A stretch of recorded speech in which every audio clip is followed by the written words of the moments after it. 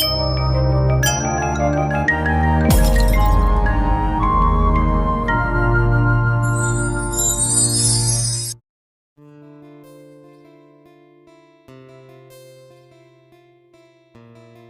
இனிய பொன்மொழிகளே எல்லோருக்கும் வணக்கம்.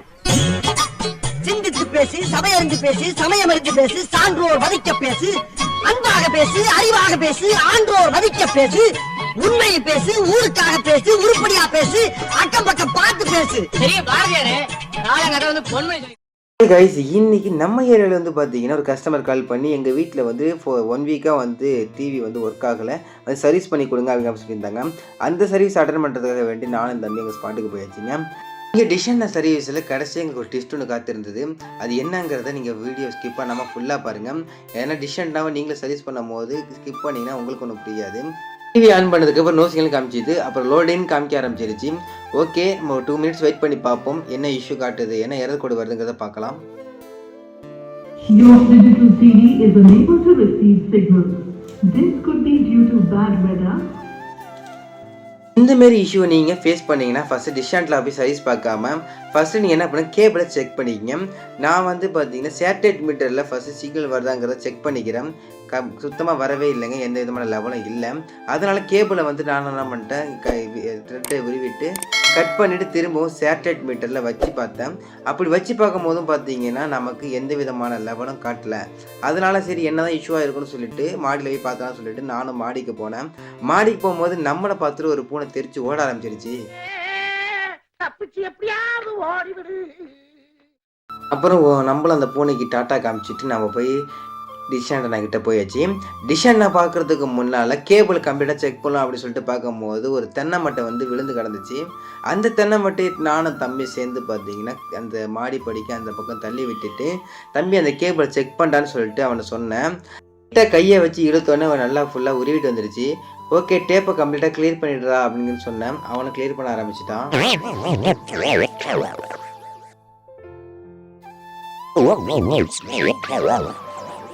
டே, நீ என்னடா கிளியர் பண்ணுற என்கிட்ட குரான்னு சொல்லிட்டு நான் கிளியர் பண்ண ஆரம்பித்தேன். அது என்னமோ நூறுக்கண்ணிலேருந்து நூல் வரா மாதிரி ரொம்ப நேரமாக வந்துக்கிட்டே இருக்குது.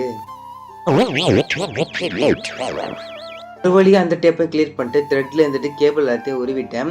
உருவி பார்க்கும் போது பார்த்தீங்கன்னா அவங்க பிளாக் கலர் கேபிள் யூஸ் பண்ணியிருந்தாங்க. அதனுடைய கோரும் அதனுடைய ஸ்ட்ராங்கும் வந்து பார்த்திங்கன்னா ரொம்ப வீக்காக இருந்தது. அதனால் நான் வந்து கொண்டு வந்த ஒயிட் கேபிளை வந்து எடுத்து ஃபஸ்ட்டு நான் என்ன பண்ணிக்கிட்டேன், அதில் இருக்கக்கூடிய கேபிளை வந்து கட் பண்ணிவிட்டு த்ரெட்டை போட்டு முடிக்கிட்டு டிஷாண்டனால் வந்து போய் செருவிட்டேங்க. செருவிட்டு சிக்னல் எப்படி இருக்குது அப்படின்னு சொல்லிட்டு பார்க்கலான்னு சொல்லிட்டு நானும் வந்து சேட்டலைட் மீட்டரில் வச்சு பார்க்கும்போது பார்த்தீங்கன்னா சிக்னல்லாம் பக்காவாக வந்துச்சுங்க. எந்த ஒரு இஷ்யூவுமே இல்லாமல் பக்காவாக சிக்னல் நமக்கு காமிச்சிருச்சு. ஓகே, நமக்கு கேபிள் சர்வீஸ் முடிஞ்சிருச்சு. நம்ம வந்து எக்ஸ்பெரிமெண்ட் சக்ஸஸ்ன்னு நினச்சிக்கிட்டு தான் நானும் வந்து பார்த்தீங்கன்னா கிளம்பி கீழே போய் டிவியை போய் ஆன் பண்ணி பார்த்தேன். ஆனால் அங்கே நடந்த பிரச்சனையே வேறுங்க. ஓகே, அது என்னங்கிறத பார்க்கலாம். ஸ்கிப் பண்ணாமல் ஃபுல் வீடியோவும் பாருங்கள், சரிங்களா? நான் வந்து பக்கத்தில் ஒரு ஸ்டே கம்மி போயிருந்துச்சு. அது விளையாட்டியே நான் வந்து பார்த்தீங்கன்னா கேபிள் எடுத்துகிட்டு வந்துட்டு அந்த இருக்கக்கூடிய ஜாயிண்ட் அவங்க வந்து ஜாயிண்ட் வரைக்கும் தான் கேட்டிருந்தாங்க கஸ்டமர். அது வரைக்கும் ஜாயின் பண்ணிவிட்டு கீழே போயிட்டேன். கீழே போய் டிவியை ஆன் பண்ணி பார்க்கும்போது சேம் இஷ்யூ தான் இருந்துச்சு. நானும் என்னடா இதே இஷ்யூ தான் காமிக்கிறேன்னு சொல்லிட்டு நான் திரும்ப சேட்டலைட் மீட்டரில் வச்சு பார்க்கும்போது சுத்தமாக சிக்னலே இல்லை. என்னடா பிரச்சனை சொல்லி பார்க்கும்போது தெரிஞ்சது ஃபுல் கேபிளும் போயிருந்தது. அந்த கேபிளை கம்ப்ளீட்டாக மாட்டி கொடுத்துட்டு நான் கம்ப்ளீட்டாக அந்த த்ரெட்லாம் போட்டு முடிக்கிட்டு செட்டப் பாக்ஸில் வச்சுட்டேன். அப்புறம் வந்து பார்த்திங்கன்னா நமக்கு அப்டேட்டிங் ப்ளீஸ் வெயிட்டுங்கிற மாதிரி வந்துருச்சு. இப்படி நம்ம வந்து வேலை முடிஞ்சிச்சு சொல்லிட்டு நான் நினச்சேன். சேனலை மாற்றி பார்க்கும்போது தான் தெரிஞ்சது கடைசியில் அவங்க 1 வீக்காக ஓடலங்கிறது சொன்னதை மறந்தே விட்டேன். ஆஹா, இவ்வளவு வேலை செஞ்சு மண்டை மேல இருக்க கொண்டே மறந்துட்டேனடா. வந்துச்சுன்னா நம்ம ரீஃப்ரெஷ்ன்னு பண்ணணுங்க. ஏன்னா 1 வீக்காக நம்ம வந்து டிவி ரன் ஆகலங்கும் போது ஷட் டவுன் ஆகியிருந்திருக்கோம் செட்டப் பாக்ஸு. அதுக்காக நான் வந்து பார்த்தீங்கன்னா நாங்கள் எங்கள்கிட்ட வந்து ஐடி இருக்கிறதுனால நம்ம அதில் வந்து உங்களுடைய கஸ்டமர் ஐடி நம்பர் இல்லாட்டி மொபைல் நம்பர் லிங்க் பண்ணியிருப்பீங்களே அந்த நம்பரை போட்டு நாங்கள் வந்து கிளியர் பண்ணி கொடுத்துருவோம். ஆனால் அது நீங்களே சரி பண்ணலாமான்னு கேட்டால் சர்வீஸ் பண்ணலாம். இதை பற்றின வீடியோவை நான் கூடிய விரைவில் வந்து நான் சேனல் அப்டேட் பண்ணுறேங்க.